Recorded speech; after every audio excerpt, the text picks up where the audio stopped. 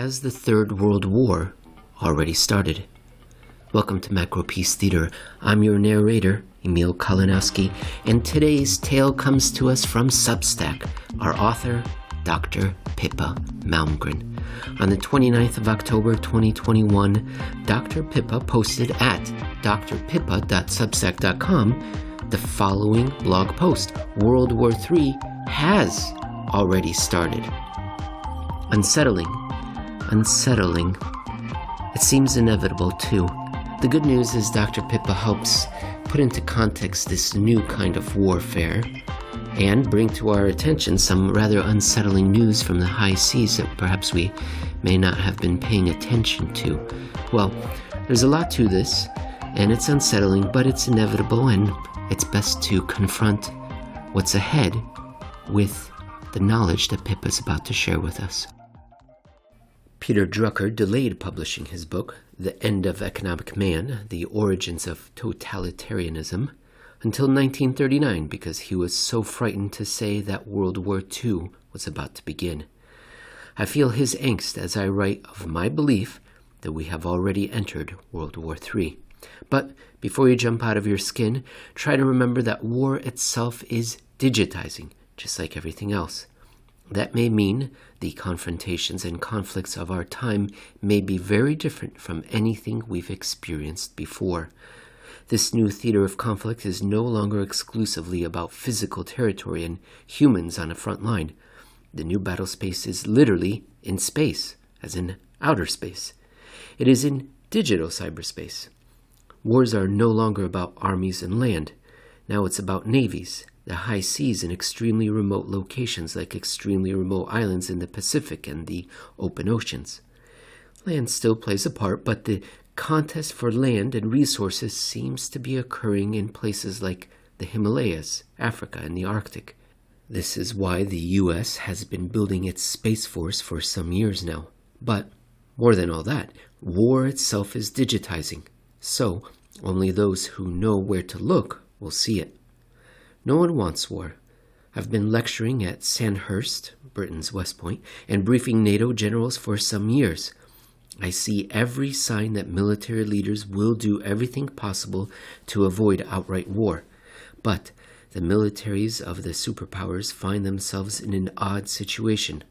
All are in a state of high alert, wary that a near miss, an accident, or miscommunication might inadvertently trigger a catastrophe.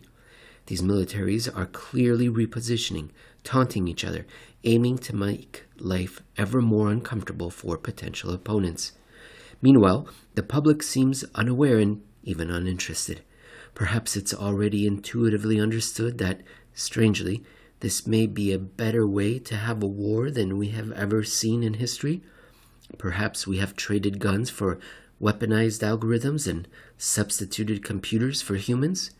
Maybe cyber warfare and cybernetics have already replaced humans on a digital battlefield. America may have ended the war in Afghanistan not to withdraw from conflict, but rather to ramp up in the highly contested digital battle space. How do we know that war is even a possibility? There are rumblings. There are signals. Defense spending is at an all-time record high. Much of the money going on computational power, meaning supercomputers and quantum computers. This is the new space race. It is said that China has already produced not one, but 2 exascale supercomputers. This is all about code breaking, nuclear codes, satellite codes, genetic codes, behavioral codes. If you speak to military leadership amongst the superpowers, all are acutely aware of the frequent sub-threshold events that are happening with alarming frequency. Sub-threshold means serious, but not enough to provoke a formal response. Consider the recent news about submarines. It means something when one of America's Seawolf submarines smacks into something somewhere in the South China Sea. The Seawolf is so expensive that even America can only afford 3 of them. They are so capable that the chances it ran into a rock around October 2nd are virtually nil. It seems unlikely that the Chinese would be demanding an explanation of what happened if it had hit a rock. It clearly hit something else. Was it playing bumper cars with a Chinese sub? We'll probably never know, but China is now demanding that the U.S. withdraw its naval vessels from the South China Sea because their presence is creating anxiety. A spokesman for the Chinese Ministry of Defense said, "For a long time, the U.S. military has frequently dispatched aircraft carriers, strategic bombers, nuclear submarines, and other advanced weapon systems to show muscles and stir up troubles in the South China Sea. And this is posing a serious threat and risk to regional peace and stability." America's military leaders have said pretty much the same about China. Are American and Chinese subs playing cat and mouse below the surface all the time these days? Yes. Confirmations are arriving with greater frequency. The recent announcement about AUKUS should give us all pause. The US, Britain, and Australia all agreed to place more nuclear submarines in the Pacific with a view to containing China more forcefully. The Second Fleet has been substantially reconfigured since 2019 to deal more decisively with Russia. Challenging events are happening above the surface of our oceans as well. American, Chinese, and even Russian naval vessels seem to be getting in each other's space and causing occasional headlines.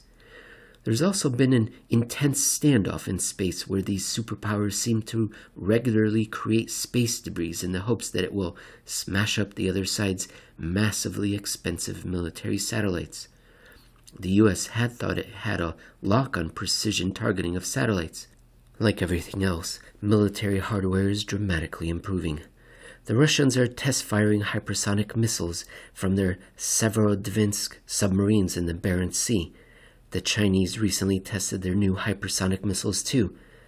Officially, these are no longer ICBMs, intercontinental ballistic missiles. They are FOBS, or a fractional orbital bombardment system, which involves sending missiles through a partial orbit around the Earth to strike targets from an unexpected direction. General Milley, chairman of the Joint Chiefs, responded to the recent FOB test, calling it a Sputnik moment for America. China's hypersonic weapon circumnavigated the whole globe recently for the first time. In response, the American ambassador to the Conference on Disarmament in Geneva said, "We just don't know how to defend against that technology. Neither does China, neither does Russia." The point is that we had 10 days to save the world when the US and Russia stood on the brink of a nuclear exchange in 1962 during the Cuban Missile Crisis. Today, missile systems are so fast and increasingly automated. Will we even have minutes, let alone days? Luckily, most nations do not want anything like that to happen. The old warfare was about damaging an opponent's hardware before it could do any damage. The new warfare is about denial of use. It's about damaging access to the digital operating space by disrupting access to Wi-Fi, GPS, and sat-nav. But that has untold consequences for civilian life we should all be thinking about. Further complicating matters, the superpowers seem to have spent the last decade pushing militaries themselves off balance sheet. The debt problem has led to the privatization of militaries. We may have more mercenaries funded by the government today than at any time in history. The Russians have done the same, perhaps for other reasons. Plausible deniability is valuable in a world where conflict is remote and sub-threshold. Private American and Russian mercenaries and Chinese contractors seem to be all over Africa, the Middle East, and Asia these days. It has become nearly impossible to disentangle the role of the state and private military organizations in this new era of competition, confrontation, and sub-threshold conflict. The militaries of the superpowers have re-established strong lines of communication amongst themselves, even if the superpower leaders have not. President Biden is begging for a hotline to Beijing. However, President Xi Jinping seems to prefer speaking directly to CINCPAC, the Commander-in-Chief, U.S. Pacific Fleet. Putin opts to send warnings about not crossing any red lines to the U.S. military through the media. Most certainly what the militaries say to each other often without words but with weapons, might not translate into understanding amongst the general public. When nations are nose to nose, but the public doesn't know, the risk is that we get caught by surprise. Historians will look back and be surprised that we were surprised. Isn't that always the case? World War III may feel benign because it is silent, because it is digital, because it is occurring far away and without civilian involvement. Investors have priced geopolitical risk at zero. Until the public awakens to the true situation, the enormous gap between those who are in the know and those who don't know is a danger to everyone's future.